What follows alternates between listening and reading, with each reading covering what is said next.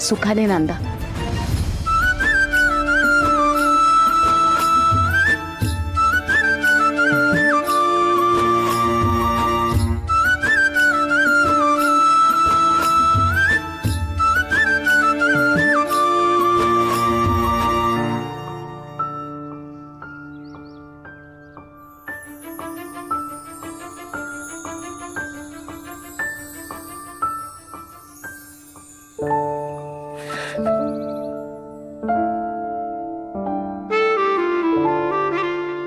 अरे वा, नलिनी बाजी मारली तर वेदला उठणं लावलं.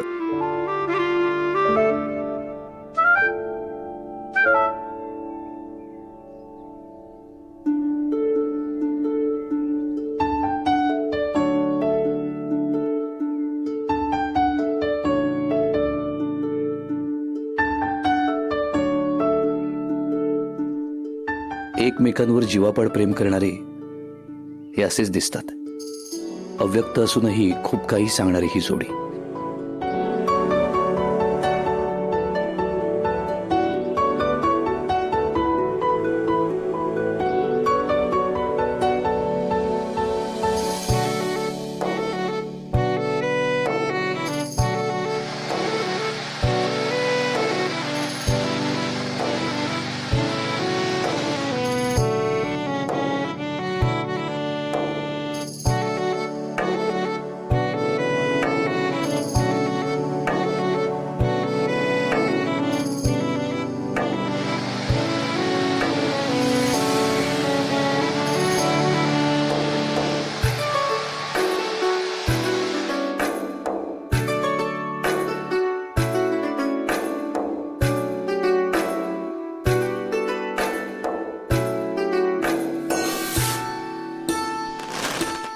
आई, ऋषी कुठे आहेस ऋषी? आई ऐक ना माझं. किती आका मारते ऋषी. आई, ऋषी हो का नाही देते? आई मी काय बोलते का नाही बोल- दादा येणार आहे. ऋषी.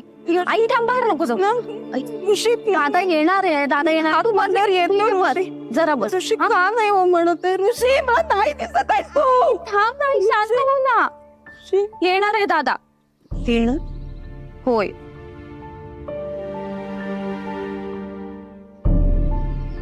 ऋषी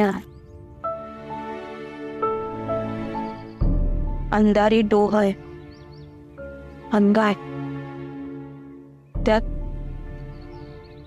डोहात गेलेला माणूस येत नाही परत.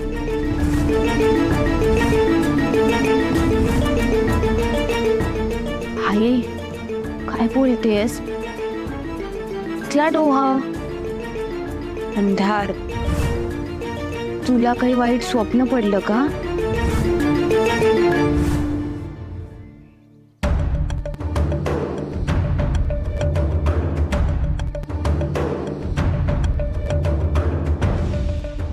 गोविंदा रे गोपाळ.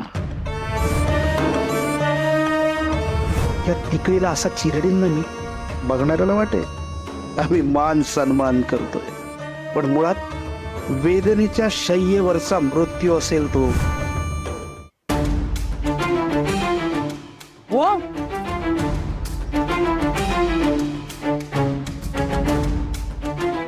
काय करताय? कारेट आहे ते, अंगठ्याने फोडायचं असतं म्हणजे राक्षसी प्रवृत्तींचा नाश होतो.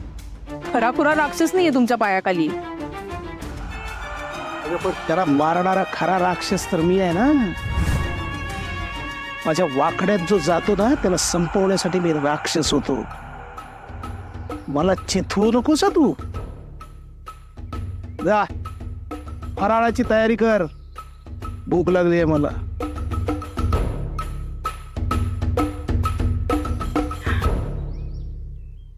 बाबाराव खोत,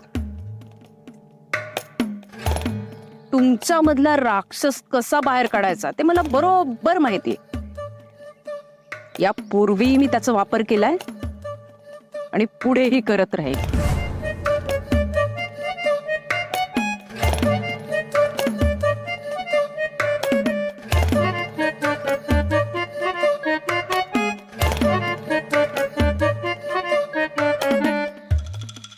काकू, आज दिवाळी आहे. दिवाळी आहे. सगळं चांगलं होणार.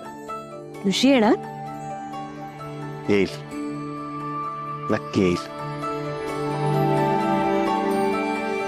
काकू तुम्हाला गंमत सांगू? गंमत आहे. सगळं चांगलं होणार आहे, सगळं छान होणार आहे असा जर आपण विचार केला ना तर अगदी तसंच होतं. गंमत आहे. ऋषी येणार. गंमत आहे. नाही माझा केस केस थांब मला काही नाही. केस सोड ना. अगं ऋषी दादा आलं की छान दिसली पाहिजेस ना तू, म्हणून वेणी घालते मी. नाही 2 मिनिटं. अगं ऋषी दादासाठी घालते वेणी. वेणी घातली की किती छान दिसशील. ऋषी दादा म्हणेल माझी आई किती छान दिसते. हा मी बोलवलं की येतो ऋषी लगेच. भेटणार आज मला.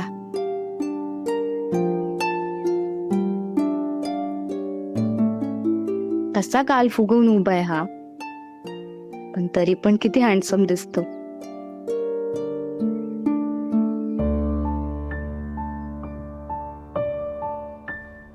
आले हा मी.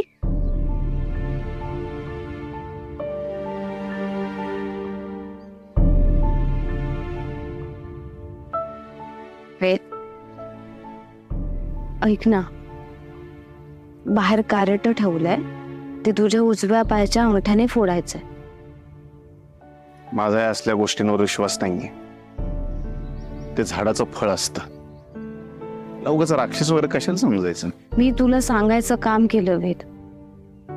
हे बघ, तू दरवर्षी फोडत नसशील तर ठीक आहे, पण जर फोडत असशील तर ह्या वर्षी का नाही. तुझ्या मनात काही वाईट हेतू नसणार आहे, पण उगाच या सगळ्या गोष्टीचा दोष माझ्यावर येईल. आणि मला प्रामाणिकपणे वाटतं सणासुदीचं ना घरात काही क्लेश नको आणि माझ्यामुळे कोणाला त्रास नको व्हायला. आधीच बाबा आणि आजी माझ्यावर चिडले आणि मला कायम वाटतं की घरात सगळे आनंदाने राहावे. ठीक आहे.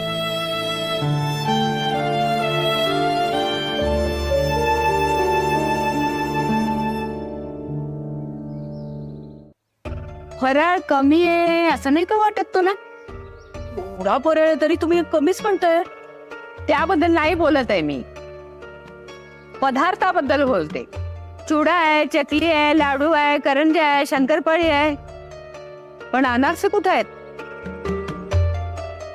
अनारसे करणारच होतो आम्ही, पण फार मेहनत आणि वेळ लागतो बाई त्याला. आणि त्यातही कोणी खाल्ले तर ठीक आहे, नाहीतर उगाच